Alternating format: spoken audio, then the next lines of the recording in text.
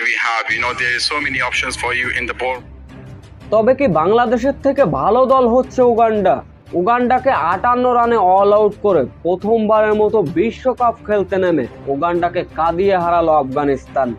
এমন জয়ের পরে উগান্ডা এবং বাংলাদেশকে নিয়ে যা বললেন আফগানিস্তানের অধিনায়ক রাশিদ খান।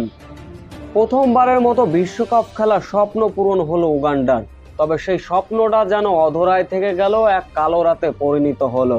আফগানিস্তানের বিপক্ষে মাত্র 58 রানে অল আউট উগান্ডা। বিশ্বকাপে নিজেদের প্রথম ম্যাচে আফগানিস্তানের বিপক্ষে আগে বোলিং করতে নামে উগান্ডা বোলারদের বেধমভাবে পিটিয়েছিলেন আফগানিস্তান ব্যাটাররা, যার ফলে উগান্ডাকে 184 রানের লক্ষ্য ছুড়ে দিয়েছিল তারা। কিন্তু বড় লক্ষ্য তাড়া করতে নেমে মাত্র 58 রানে অল আউট উগান্ডা। এমন দাপটীয় জয়ের পরে যা বললেন রশিদ খান বলেন, উগান্ডা প্রথমবারের মতো বিশ্বকাপ খেলতে নেমেছে, তাদের আস্তে আস্তে সময় লাগবে বিশ্বকাপের মঞ্চে নিজেদের জাত চেনাতে।